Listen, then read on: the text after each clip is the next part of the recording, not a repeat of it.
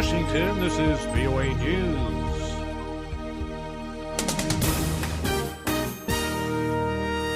AirAsia jet likely on bottom of the sea. Death toll hits 10 in Greek car ferry fire. I'm Ray Kouguell reporting from Washington.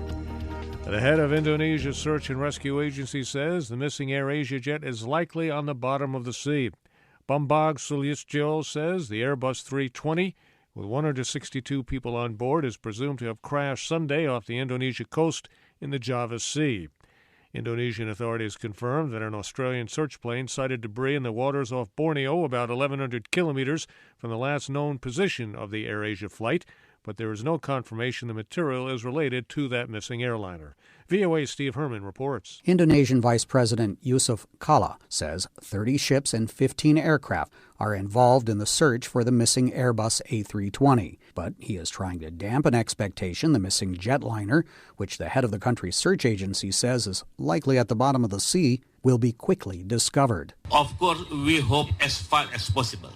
We have no target, but as fast as possible. He noted that Malaysia Flight 370, which vanished in March in deep waters off the coast of Australia, has still not been located, and other jetliners that went missing in recent years took months or longer to find. Steve Herman, VOA News, Bangkok. The airplane was about halfway through its flight from the Indonesian city of Surabaya to Singapore when it disappeared.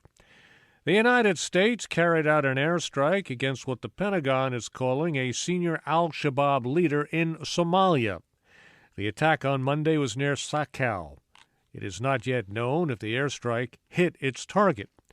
But a U.S. spokesman says officials do not believe there are any civilian casualties. This is VOA News.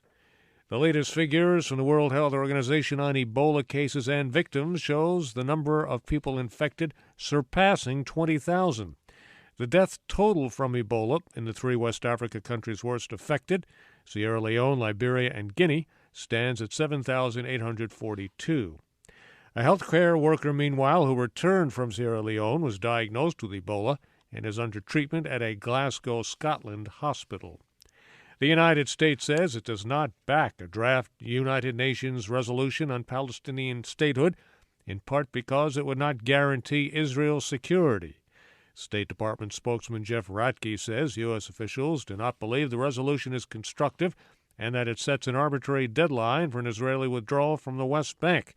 He says the draft also fails to take into account Israel's legitimate security needs.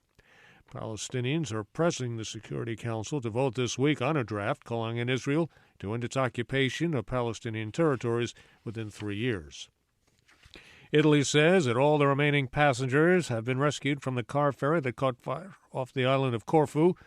With the death toll from the Adriatic Sea disaster reached 10 amid fears that more people may be missing.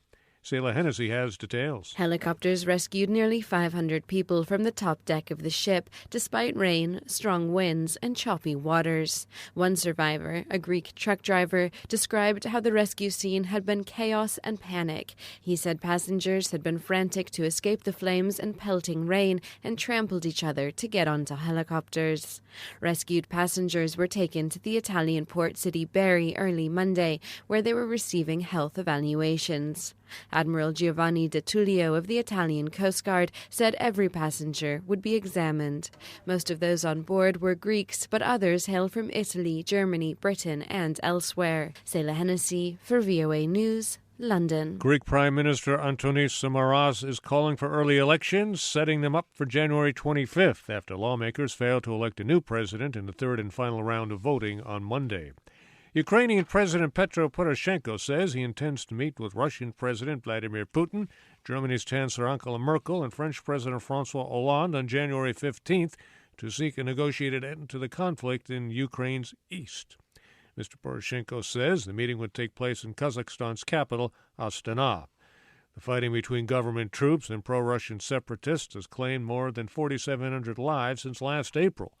Both Kiev and the West have accused Russia of fueling the unrest. Moscow denies this. Mr. Poroshenko also signed a bill Monday renouncing his country's non-aligned status. I'm Ray Kouguell in Washington.